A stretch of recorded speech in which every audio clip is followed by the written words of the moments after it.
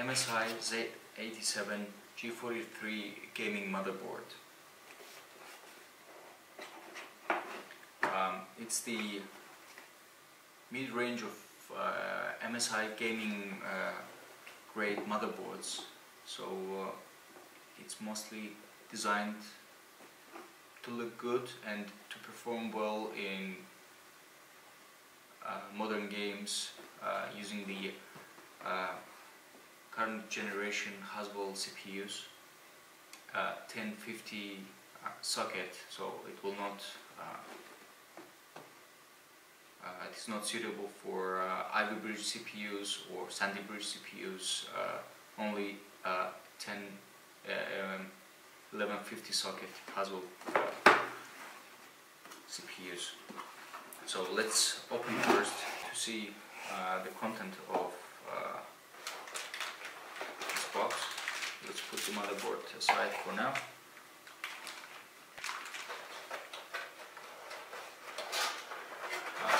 A very good looking box, I have to admit. So we have the driver's disc. Always good idea to download the latest from MSI website. Input output shield, it's black, so if you have a black case, it's going to look, the back side is going to look well. Here we have two SATA cables, straight at one end and angled at the other end. It's SATA 3 6 gigabit per second cables, backwards compatible with SATA 2 and SATA interfaces. So,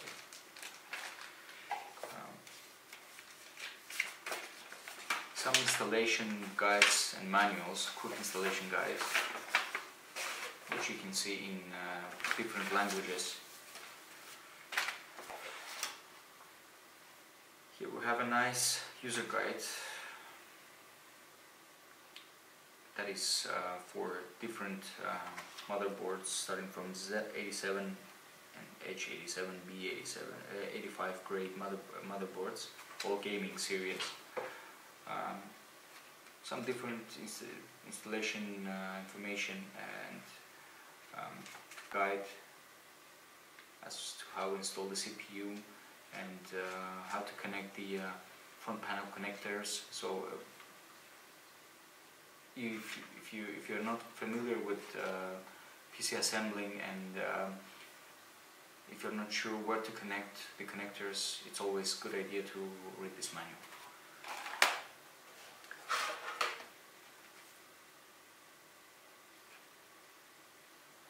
So if you're not there, if you're lost in gaming or whatever, or if you're honest and you're saying the truth that you're busy gaming all day, so you hang it on your door.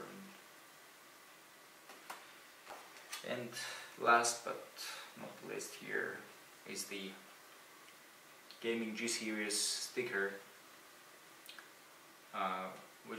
which looks very nice and reminds me of car logos, sports cars, supercars, something like Ferrari or Lamborghini or other brands. So it's always, if you like stickers, it will definitely look good on your case. So now let's get to our main guide here, the motherboard itself.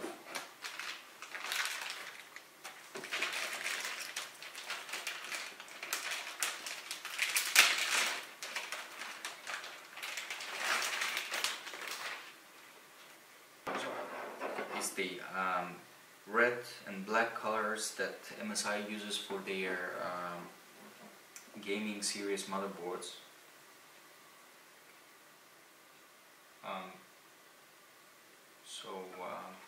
Let's see what we have here, which ports. Let's start from the back panel. So we have two USB 2, PS2 for your mouse or for your keyboard, always handy. So if you have one of those old nice keyboards that you still use, you can connect it here. And an HDMI connector here, because it's Haswell. It's 1150 socket motherboard.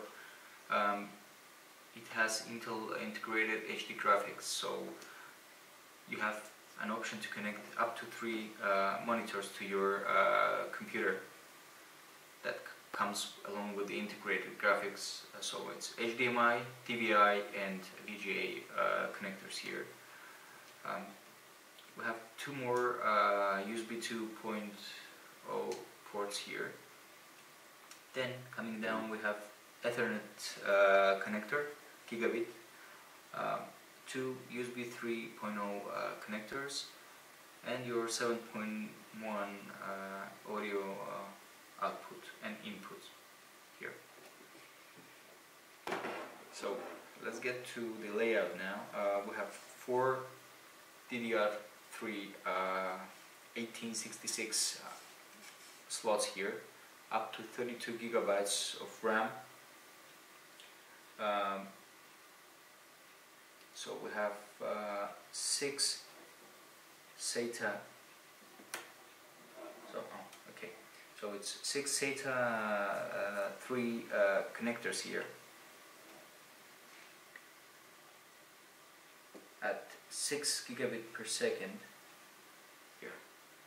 4 of them are angled, so you can connect them easily from here, and 2 of them are straight looking, so I'm not sure why they've done this kind of layout, but in any case, we have a USB 3.0 20-pin connector here next to the power connector that comes from the power supply, and here we have the CPU power connector at the top, the best place for it. Some nice looking heatsink. So if you look from close, it's a dragon head, same as here. So it's a dragon. Some nice audio boost chip here for better audio performance. So it's always good to have a good onboard sound. And you have 2 slots for your SLI or crossbar. So you cannot put more than 2. It's I believe that it's more than enough for usual gamer, because based on statistics, 90% of the people only use 1 card, so 2 is more than enough in most cases. And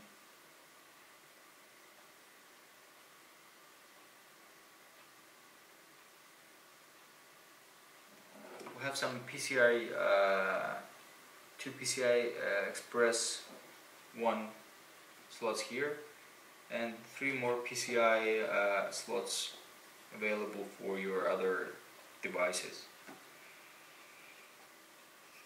CPU port, so you just open it here, open it up, put your CPU in, don't take out the plastic cover, it's gonna come off itself when you put the CPU in. Then you just put the CPU correctly, put it down, then you push it and secure the latch here. So it is. Okay, we have 1, 2, 3,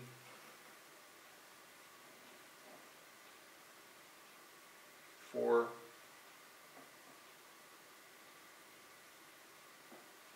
5. You have 5 fan connectors here on the motherboard itself. Here we have the USB connectors for your front panel, for your audio, and your front panel LED and buttons, reset power button connectors here. So let's have a look at the back of the motherboard. Here you have the back plate for your CPU for more rigidity, so you don't crack it when you tighten it up. Other than that, it's a plain and good looking motherboard for around 120 euros, so it's a very good value for a gaming motherboard. Good looking, performing. The performance difference between this motherboard and higher grade motherboards that costs 2.5–3 times more, the difference in performance is going to be roughly 2 or 3% tops. So in most cases it's not feasible to invest in motherboards, unless if you need more PCI Express slots, because this motherboard is can deliver enough PCI. It's PCI 3 Gen 3, so it's gonna offer you enough bandwidth with nowadays graphics cards, so you won't have any issues. Any case, thanks for watching. I think it wraps up for this motherboard. If you have any questions, feel free to ask. As always, thanks for watching, and see you next time.